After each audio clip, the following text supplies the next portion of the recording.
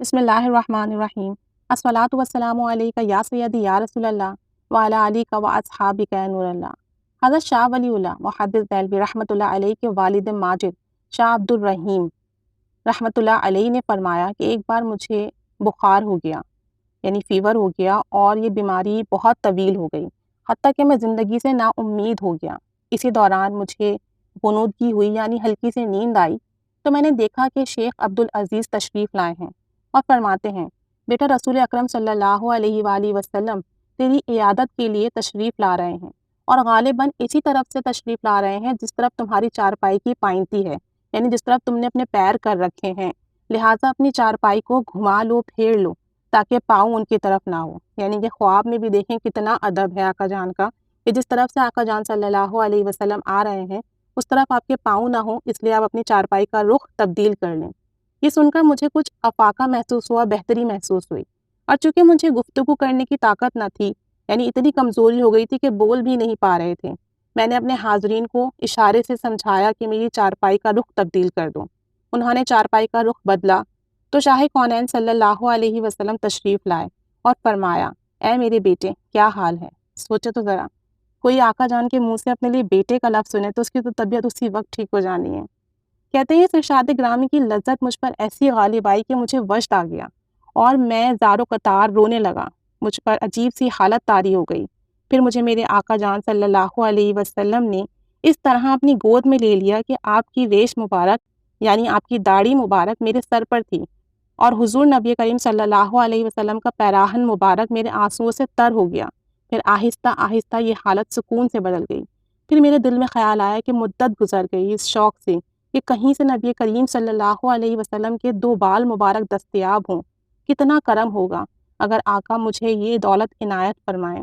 بس یہ خیال آنا تھا کہ حضور نبی کریم صلی اللہ علیہ وسلم نے اپنی ریش مبارک پر ہاتھ پھیرا اور مجھے 2 بال مبارک عطا فرمائے، عنایت فرمائے۔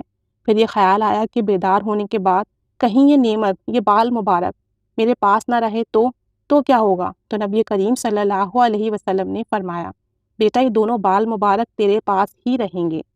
جہاں بعد سرکار دو عالم صلی اللہ علیہ وسلم نے صحت کلی اور درازی عمر کی بشارت دی اور مجھے اسی وقت آرام آ گیا، یعنی کہ آقا جان صلی اللہ علیہ وسلم نے انہیں اچھی صحت کے لیے اور درازی عمر، لمبی عمر کی دعا دی، بشارت دی، تو وہ اسی وقت ٹھیک ہو گئے۔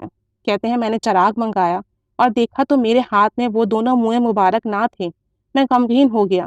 پھر دربار رسالت صلی اللہ علیہ وآلہ وسلم کی طرف متوجہ ہوا اور دیکھا کہ آقا جان صلی اللہ علیہ وسلم جلوہ افروز ہیں اور فرما رہے ہیں، بیٹا ہوش کر، میں نے دونوں بال تیرے تکیے کے نیچے احتیاط سے رکھ دیے ہیں، وہاں سے لے لو۔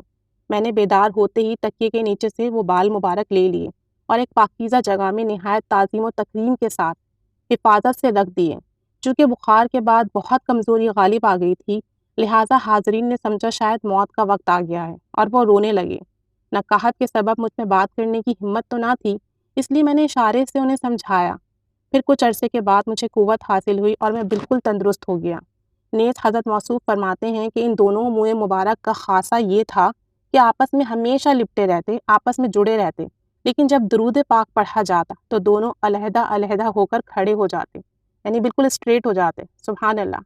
دوسرا یہ دیکھا کہ ایک مرتبہ 3 آدمی جو اس معجزے کے منکر تھے، آزمانے کے لیے آئے۔ میں بے ادبی کے خوف سے آزمانے پر رضامند نہ ہوا، لیکن جب مناظرہ طول پکڑ گیا تو عزیزوں نے وہ بال مبارک معدب ہو کر ہاتھ میں اٹھائے اور دھوپ میں لے گئے۔ اسی وقت ایک بادل آیا اور اس نے سایہ کر دیا، حالانکہ سخت دھوپ تھی اور بادل کا موسم بھی نہ تھا۔ یہ دیکھ کر ان میں سے ایک نے تو توبہ کر لی اور مان گیا، جبکہ دوسرے دونوں نے کہا کہ یہ تو اتفاق سے بادل آ گئے ہیں اور سایہ ہو گیا ہے۔ دوسری بار پھر وہ منہ مبارک دھوپ میں لائے گئے تو پھر بادل نے آ کر سایہ کر دیا اور دوسرا بھی تائب ہو گیا۔ تیسرے نے اب بھی اتفاق نہیں کیا۔ تیسری مرتبہ پھر دھوپ میں لے گئے تو بادل نے سایہ کر دیا اور اب کی بار تیسرا بندہ بھی تائب ہو گیا اور مان گیا، الحمدللہ۔ تیسرا یہ کہ ایک بار کچھ لوگ منہ مبارک کی زیارت کے لیے آئے تو میں منہ مبارک والے صندوق کو باہر لایا۔ کافی لوگ جمع تھے، میں نے تالا کھولنے کے لیے چابی لگائی تو تالا نہ کھلا، بہت کوشش کی مگر میں تالا کھولنے میں کامیاب نہ ہو سکا۔ پھر میں اپنے دل کی طرف متوجہ ہوا تو معلوم ہوا کہ ان لوگوں میں سے فلاں آدمی ایسا ہے جس کو غسل کرنے کی ضرورت ہے اور اس کی وجہ سے تالا نہیں کھل رہا۔ میں نے پردہ پوشی کرتے ہوئے سب کو کہا کہ جاؤ دوبارہ طہارت کر آؤ۔ جب وہ بندہ مجمع سے باہر ہوا تو تالا کھل گیا اور ہم سب نے زیارت کی۔ شاہ ولی اللہ رحمۃ اللہ علیہ نے فرمایا کہ جب میرے والد ماجد نے آخری عمر میں اپنی تبرکات تقسیم فرمائے تو ایک بال مجھے بھی عطا فرمایا۔ انفاس العارفین صفحہ نمبر 29۔ الحمدللہ عز و جل۔ تو کتنی برکات ہیں درود پاک پڑھنے کی کہ جب ہم درود پاک پڑھتے ہیں تو آقا جان صلی اللہ علیہ وآلہ وسلم ہمارے حال سے واقف ہوتے ہیں اور ہمارے اچھے برے حال میں ہماری مدد کرتے ہیں، اور آقا جان ہمیں عنایتیں فرماتے ہیں، نوازشیں کرتے ہیں، ہم پر کرم فرماتے ہیں، اور یہی کرم، یہی نوازشیں، یہی عنایتیں ہماری زندگی میں آسانیاں پیدا کرتا ہے۔ درود پاک پڑھیے، اس کی بہت کرامات ہیں، اس کی بہت برکات ہیں۔ اللہ تعالیٰ ہمیں پڑھنے کی توفیق عطا فرمائے، خوب کثرت محبت سے پڑھیے، اللہ تعالیٰ ہمارا پڑھنا قبول فرمائے۔ آمین بجاہ النبی الآمین صلی اللہ علی محمد صلی اللہ علیہ وآلہ وسلم۔